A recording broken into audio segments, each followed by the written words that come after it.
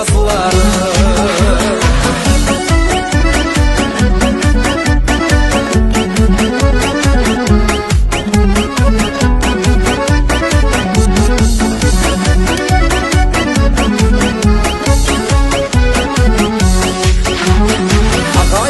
Жинап құрмен ойдағы, өкпен асы ұмыт қылып бойдағы, жанашырлар татулық